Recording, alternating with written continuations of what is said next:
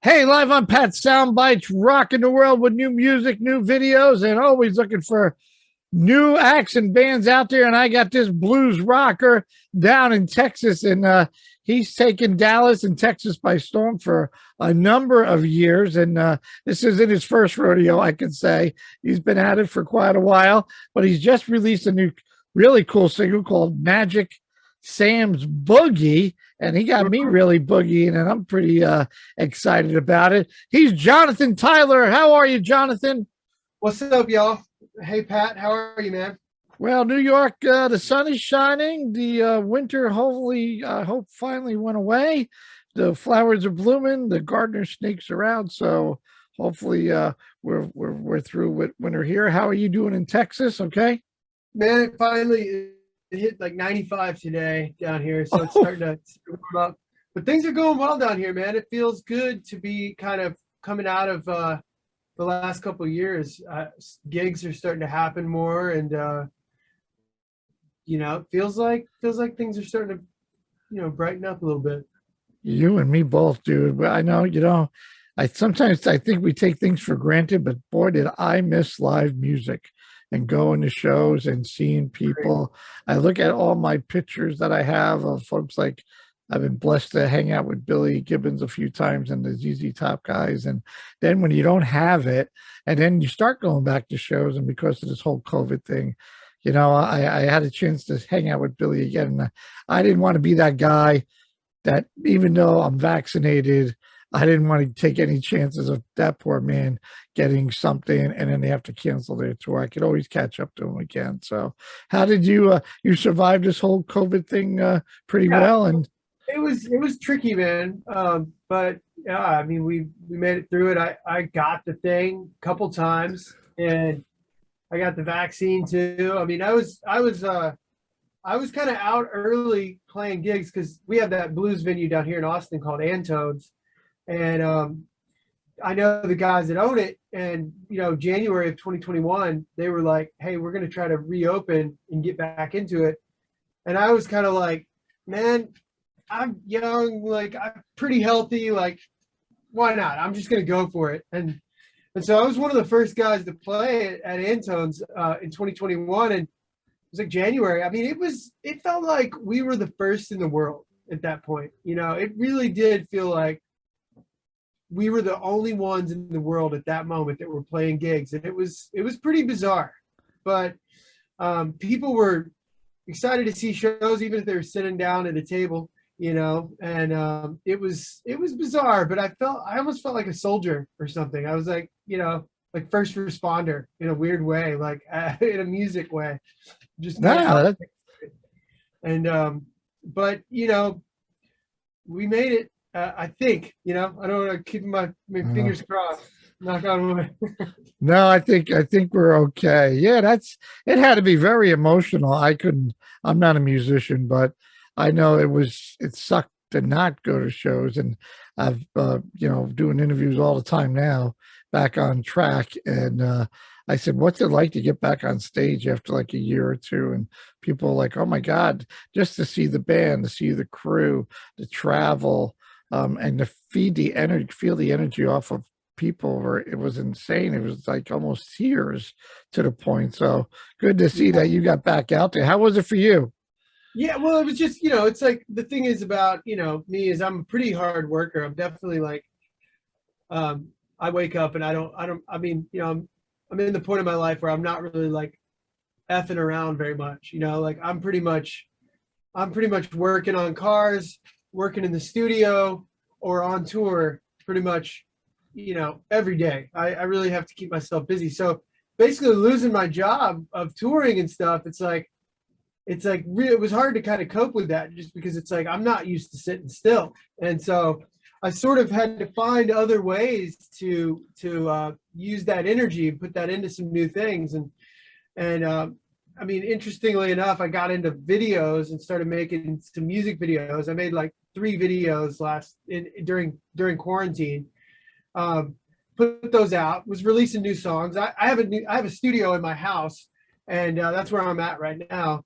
And so I record other bands and that sort of thing. So I was just sort of trying to find things to do, and try not to get too like, caught up in all the political back and forth, Oh yeah. that was driving me crazy too. So I was just kind of like, God, can't we just get along here? Like the whole country is mad at each other.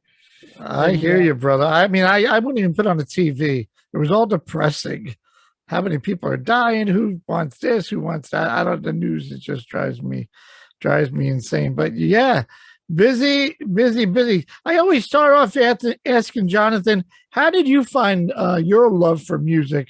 Was it through your mom, dad, family? So you went to your first yeah, concert. What got you to go, I want to do this?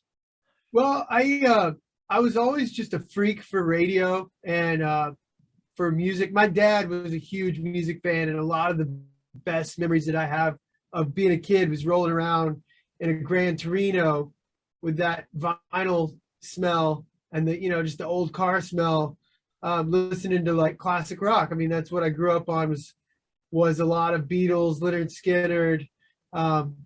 My dad was a huge Southern rock fan, so we would go even as far as like Molly Hatchet and Charlie Daniels band and stuff like that. And so I just love music. But then my dad's mother is a piano player and a piano teacher, and so we would always end up at the piano listening to music with whenever we visited my grandmother. So it was definitely ingrained in me before I even really had a sort of understanding of like playing. And luckily, like the piano was always around whenever we go up there, so I kind of beat on it, and try to figure out, what this did and what that did. But eventually, I got a guitar for Christmas when I was in middle school, like 12, 13 years old, and it was like kind of like, in Blues Brothers when like the light shines down, like I instantly was like, I felt my place, like my identity, because I wasn't like a big dude. I wasn't a huge football player, I was like kind of a punk rocker a little bit. And so like when I found that, it was like, this is who I am, and not just that, but I mean, I really like would sit there and play for 4 hours, like get home from school and just play until I had to go to sleep. And so there was a natural inclination there for me, and I sort of thrived in it. And then I think when it was like the deal was sealed, like the first time I played out in public and like the pretty girl came up and was like, oh, that was cool. All right, this is me, man. So got that positive reinforcement. I think it just sort of, I sort of like the universe kept giving me these little carrots, like I would play and then somebody would be like, hey, I've got a studio, come over and I'm going to show you how to write. So like, I think I recorded my first song in a studio when I was like 15 years old, because this guy in the neighborhood saw me play somewhere and wanted to kind of help. And it was like those little kind of things like that were like, they just kind of took it one step at a time and it just kept going. And I eventually was playing in Dallas, like in clubs, and at like 16, 17, kind of, not great or anything like that, but just sort of breaking through the embarrassment and just getting the balls to like get up there and play and sing and, show people my songs. Cause I mean, honestly, that's like one of the hardest parts to, get over, is just showing people, playing in front of people, getting past that point of like being afraid to do that. I think that's that holds a lot of people back. So I kind of got a lot of that done early, and essentially, graduated high school, but I'd already kind of been doing it and playing shows and stuff. And I was kind of torn. Do I go to college? I come from a family of business people. My dad's a business guy, and he wanted me to go to college and go and follow in his footsteps. And I was like, I don't need money, man. I'm good. I'm gonna just follow my dream. And he was like, well, you're gonna regret that one day. And the thing is like, I was torn. I went to school because I didn't want to make, I didn't know, I wasn't that confident yet. And then once I kind of got a little further in, I was like, man, I just don't think I could be happy if I don't do this. And so I dropped out of school, and lucky enough, I got a record deal like a year after I dropped out of school to pursue it full time. And so, like I said, I mean, the reinforcement just kept coming for me. Like the carrots just kept coming. And before I knew it, I was opening for Leonard Skinner, and my dad was out there. And I think that was the moment that he was like, all right, you made it past the, you know, because he was like, we're backstage hanging out with like, you know, Ricky Medlock and some of the dudes. And like, it was just like, all right, I think we made it a little, you know, past what I'll give you a pass from that. Go to college. You're on stage opening for Skinner. That's pretty cool. Yeah, Dad, you waved to Dad. Hey, there's my dad. He wanted me to go to college, but he's super supportive about, you know, he was just didn't want me to, you know, the truth is man, music is really, really hard thing to do these days, and probably always was. And I think he was just looking out for me, being like, hey man, absolutely trying to go down a really narrow path. And he wasn't wrong, you know, but I think in a lot of ways, like I just have this sort of I've always had this rebellious sort of like, you know, I'm gonna do what I want kind of personality. And it gets me in a ton of trouble, causes me a ton of pain, but a lot of, you know, but on the other hand, it's just the way I've got to kind of go. I know it's my path. So yeah, you are you, and you know what you want, and you found a love for it. And I always say there's no such thing as a coincidence. And like you said, you're building this building block. And I'm not a real big religious fan, but I believe that God puts these things in front of us and they're there for the taking. And if you take advantage of it, and then it leads to something else. I would never thought in a million years that somebody told me I'm going to be hanging out with Billy Gibbons for 45 minutes after a show and we become buds. And I'm like, are you nuts? I mean, I pinched myself driving home, and I had a 3-hour ride home when I get home at like 4 in the morning. And I just can't get the smile off my face. My wife's like, go to bed, go to sleep. He's a musician. What are you doing? I go, no, you don't get it. I just chatted for an hour with this wonderful soul, just a wonderful human being. And we talked everything but music, you know, and it was cool. So good for you. Go ahead. Yeah, I love Billy, man. I've run across him quite a bit, toured with him a little bit. And I mean, he's a hero. I really, really consider him to be one of the greatest guitar players of all time. And I really look up to them. And I mean, even this song, Magic Sam's Boogie, it's kind of paying homage to Billy, even though, yeah, we're talking about Magic Sam, but it's really, I feel like Billy Gibbons is kind of like, you know, what this song is about too. And in a weird way, like it's a little bit of an abstract lyrically, if you follow the lyrics of Magic Sam's Boogie, but it's definitely, you know, the whole sort of the lyrics of it. It's like, you know, the gold tooth display, you know, like the shark skin suit. It's like that's Billy Gibbons, man. And I think that, you know, it's like a lot of these blues guys like Billy, and I would hope like myself, it's like, you know, we learn from these greats. We learn from these guys like Magic Sam, and we learn from these greats like Lightning Hopkins. And in a way, we take on their spirit, you know, and we sort of forge on. And we're carrying these people that came before us kind of in our spirits now at this point. And it's like, it's kind of crazy, because I feel like Billy is one of those guys that has inspired thousands of people, hundreds of thousands of people to kind of carry on this lineage of American blues music, Southern music that comes from this part of the country. And it's special to me. It means a lot to me. So the times I've gotten to hang out with him, I feel exactly how you feel, man. It's like, you know, you're hanging out with a legend. You are 110% right. And I will never forget the first time in our 45-minute chat after a show. I'm a classic rock guy, you know, like you said, you grow up to Aerosmith and Skinner and Led Zeppelin and the Stones and everybody, AC/DC, Kiss and whoever. And Billy said, no, you got to go deep. Go to Robert Johnson, go to Muddy Waters, go check it out. This is where it really started. And he opened my eyes to it. And I'm like hook, line, and sinker. And I said to him, dude, what is with Texas and you guitar Shredders and the Stevie Rays and the Johnny Winters. And I mean, everybody. What is it in the water in Texas? That Eric Johnson. I mean, all these, I mean, it's crazy. And he says, it's the blues, man. That's where it all starts. You got to go. You got to hang out with the blues. And yeah, no, you're right on it. Talk to me about your songwriting. You mentioned Magic, same as Boogie and the lyrics. Is songwriting therapeutic for you, Jonathan? And a method, a vehicle for you to be able to express things of your, past relationships, experiences, love for music, or all of it? Yeah, I mean, there's, a lot of it comes down to, for me, it's kind of like the same thing I love about working on cars. It's like, there's so much chaos in the world all the time, and there's so many things that are out of your control, like things that just happen to you all throughout your life, where you're just like, things you can't control, things you're kind of that are thrown in your path, where you just kind of have to deal with it. And there's certain things that I feel like with a car, you can just go, all right, I'm going to take this thing off and I'm going to put this new thing on, and I'm going to, and it's going to work.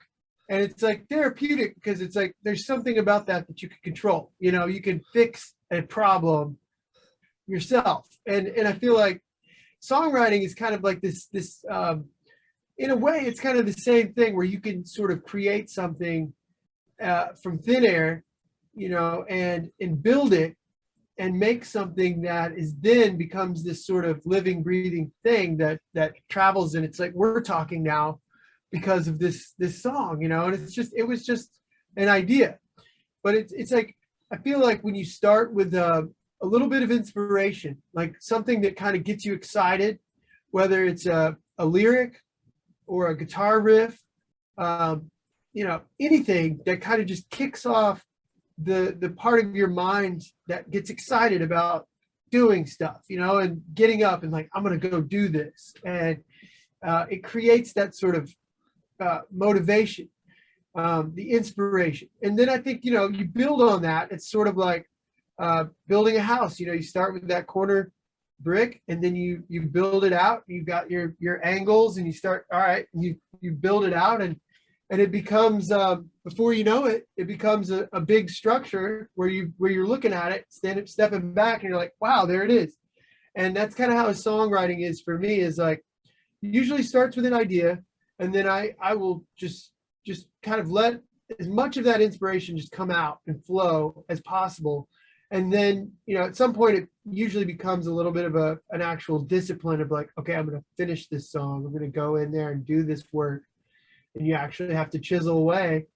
But there's like almost nothing that in my life that I found is as rewarding as finishing a song and sharing it with people and seeing, joy or seeing whatever emotion that it evokes, because it's just kind of, it's magical, really. I mean, because it's like literally comes out of thin air, just out of your dreams, and then it's like a physical thing. And to see how it could kind of bring things together and put you in rooms, like playing in front of, playing on television, or hearing that somebody in Australia wants to talk to you. I mean, it's just wild. I can't really even explain like how many different little tangents have happened just because of a song, and when you think about that, it's a pretty good return on investment, you know what I mean?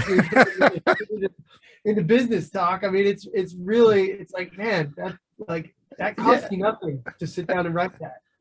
And the home run is you're on stage and people are singing the lyrics back to you. There's got to be no better feeling that you go, holy crap, man. So they're singing my songs back to you, and you got my attention with Magic Sam's Boogie that I gotta dig more. And I found Gypsy Woman, I found Moon and Stars, and I fell in love with Old Friend. You hanging out on the couch with Cash and I want to say Nikki. That's a great song, dude. I love that song. Thank you, man. Yeah, it's really it's something else, man. It really is something else to just like when I was a kid and I went to my first show, I think it was Charlie Daniels, Marshall Tucker, and I think it was it was in Birmingham, Alabama, and I was probably about 7 or 8 years old, and just like remembering the magic of like the mystery of just watching those guys jam and like listening to it and just feeling that this not nostalgia but that magic. It's like when I look out from stage now and I see some kid that's feeling that, like, how is this happening? It's like full circle sort of like, you know, meaning to everything that you're doing. It's like, wow, this is kind of, we're keeping this, we're, you know, keeping this cycle going.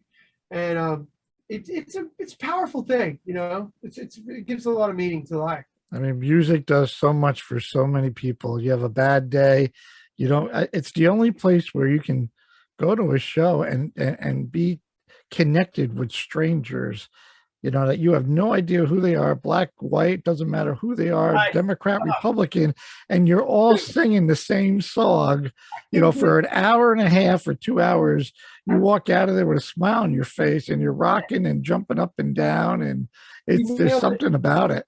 You nailed it right on the head, dude. That, and I say this at my shows a lot. I say this exactly what you just said. I'm like, you know, what happened to the times when we would just, you'd go to a show, you're not looking around at who's who and what's what, and you know what this person does or what that. You're just, everybody's enjoying the show, and we're all in the crowd together, and we're all getting along, and there's a good symbiotic thing that's happening. It's like, I think that part of things, you know, that needs to be talked about more than all these, you know, dividing lines that we've been kind of stuck on over the last couple of years, which I think that we are kind of coming back together the last, you know, 5 or 6 months. It feels like things are kind of, you know, relaxing in that way. But like, that's what I love about music, is just that it's just, we're all in there for that feeling. You're one big family for 2 hours, and it don't matter. You're high-fiving, you're hugging. It's like going to a game. Somebody scores a touchdown, you're high-fiving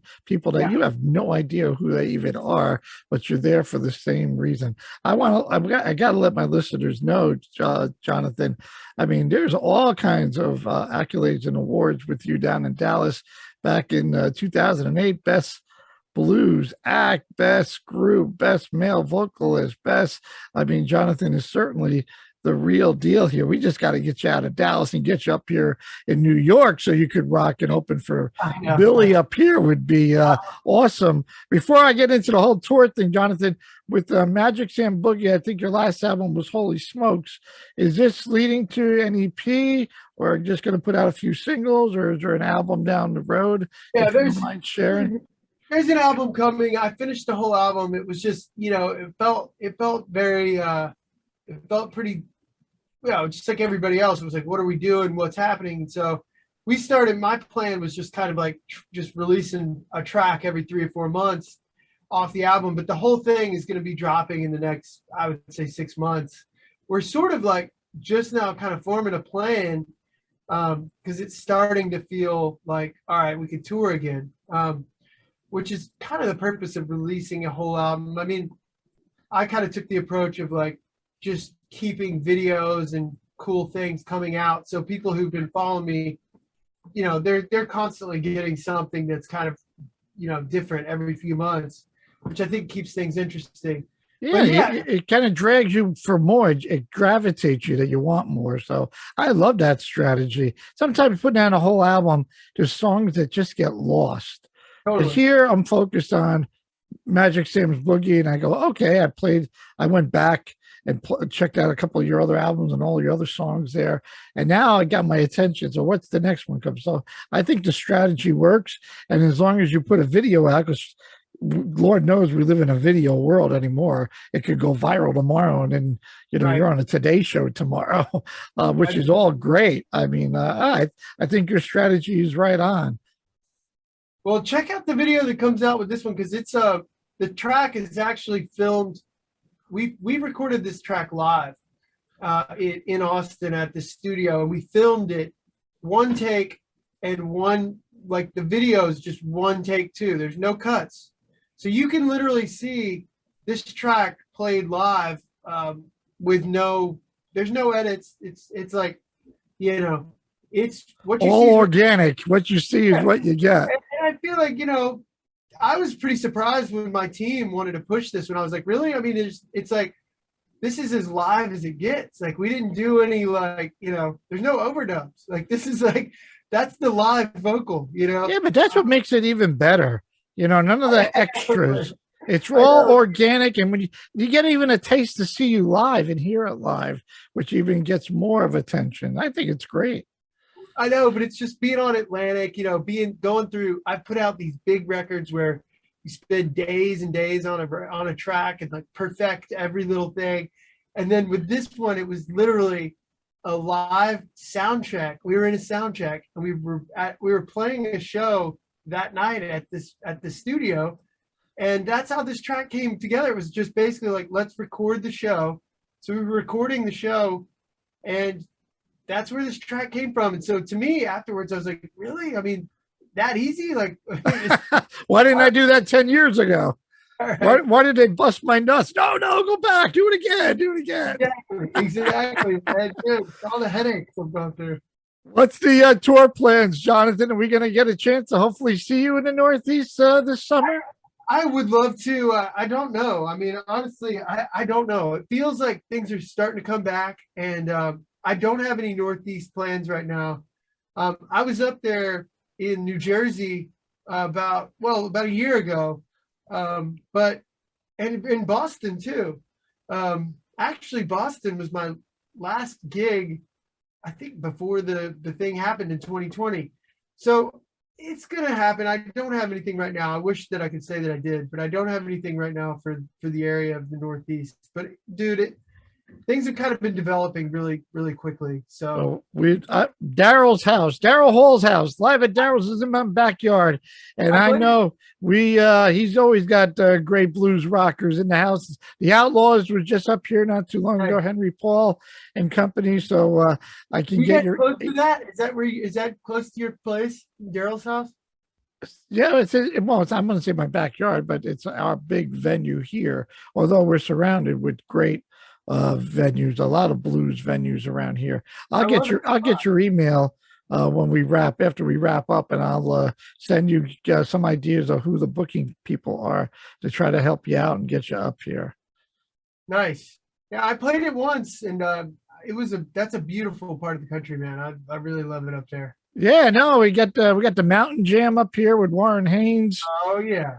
We got Woodstock up here. There's a lot of folks in and out, popping in and out. So it's all good. Where can everybody? You're on all the socials, right? I know it's Jonathan TylerMusic.com to check out all the dates of where Jonathan will be performing, and you can certainly go to Spotify and download. I'm going to add it to our rotation, so hopefully you get a big boost out of that. Man, I hope you enjoyed the conversation as much as I have. Nice to meet you. Pat, thanks a lot, man. And dude, if I see Billy around town, I'm gonna tell him that we chatted. Oh, I'm gonna put a big smile on his face. Yeah, Pat Calamari, man. Yeah, I love that guy. That's how I got to meet him. I said, Billy, I play your new music, and he took off his glasses, he scratched his beard, he goes, "You do what?" I go, "Look, I'm done with the whole tush and sharp dressed man. I'm playing hardware. I'm playing the real deal." And he's like, "Dude, we got to talk." And it's been a great friendship ever since. He told me about Anton's. He tells me, yeah, I've only been down to Texas a couple of times. It's on my to-do list, South by Southwest, and get down to Austin. I've been to San Antonio a few times, but Billy said, you got to get down to Anton. You got to get down to Houston. You got to. So if you do, you got a friend in me, and those are that's my stomping grounds. I mean, those are the places that I play on a regular basis.